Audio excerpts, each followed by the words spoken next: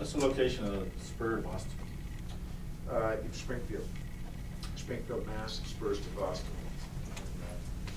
And, the route basically is Manhattan up through New Haven, Hartford, Springfield, Brattleboro, and the corridor that we're familiar with from there. Did you all talk timeframes on that? As fast as possible. There are some challenges, as you know, but we all agreed that we're going to work collaboratively as New England states to solve those bottlenecks. Here's one just below Greenfield, Massachusetts, that the DeVault Packard's working very hard to fix. I'm optimistic that we can make real progress in the next few years. So how much money are the other states rejecting? Well, I don't know the exact number, and frankly, Washington doesn't either. You know, it seems like it's a new governor a week now. I guess the governor of New Jersey has joined on. More than area from my perspective. How much would it take to make high-speed happen? Well, we don't have the number of what the entire effort would cost, so we're still working on it. But I should make clear that the first money that they're giving us is the planning money to implement, and that's where we'll get those questions answered by folks who know what they're doing.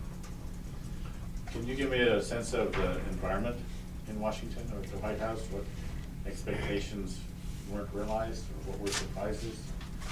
I saw a picture of you and Governor of Louisiana, USA Today yesterday, mingling away. You know, first thing I should say is that governors are different than Congress. We all face very similar challenges. We're trying to balance budgets, create jobs, and it doesn't matter if you're a Republican governor or a Democratic governor, we've got the same mission there. And you know, we work collaboratively together. There's not a lot of acrimony. We have numerous closed-door meetings where, you know, we might have different policy choices to get us to the end game, but we all want to create jobs and economic opportunities. You know, I would say generally that the environment in Washington is pretty depressing, to be honest with you. I think what the Vermonters want, and certainly what the American people want, is, you know, three things: reasonableness, common sense, and compromise. And I don't think you're seeing much of that out of Congress right now. So that's the challenge that President Obama's facing. That's the challenge that the governors are facing, and we just hope that they'll soon move from trying to make ideological points to trying to work together to solve real problems. No one has an exclusive on good ideas, but I think the one thing we can all agree on as a country, and certainly Vermonters get this, is you get more by working together than you do by being divided. We need some common sense. We need courage. We need leadership. I think that's what folks want. I think a lot of this ideological stuff that's going on down there is just, you know, it's distracting us from the real challenge, which is jobs and job creation.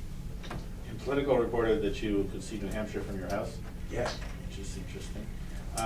And last week you talked about the income tax. Did you throw the inheritance tax and the dividend interest tax, sales tax all in the same bucket? Can't raise anything? You know, I've made pretty clear that we're going to solve our problem by the old-fashioned way, by making cuts and balancing our appetite for spending with the ability of Vermonters to pay the bill. I don't think we have more tax to pay. John NGA, the last three governors have served as chair. Do you aspire to follow suit? No. No? Well, you know, I just went to my first meeting. Now you're asking whether I want to chair it. I'm just glad they let me into the club. You know, I didn't get into it by a lot of votes, so I'm just going to focus on Vermont. I didn't say tomorrow, eventually. I don't know. You know, let's take this one step at a time. Several people made comment of President Obama lost his best Republican friends in the governor's arena. He doesn't have Douglas and other people that he could go to. Was there a sign that he didn't have any support among the Republican governors? You know, not really. I got to say, the meetings that we had at the White House with the President, which were extensive, were very respectful and cordial. I mean, obviously, some of these new governors have a very different approach than the President.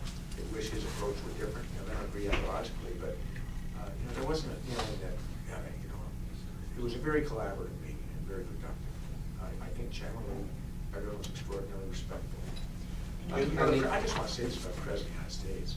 You know, I've seen a lot of politicians in my day, and I have never seen someone as smart, as quick on his feet, and as willing to work together in a bipartisan fashion to get things done than President Obama.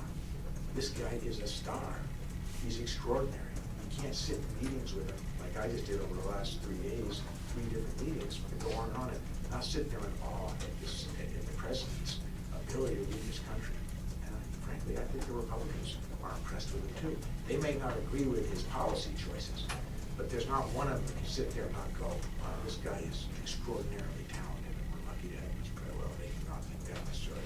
Extraordinarily talented in getting, being able to take really tough issues and address them.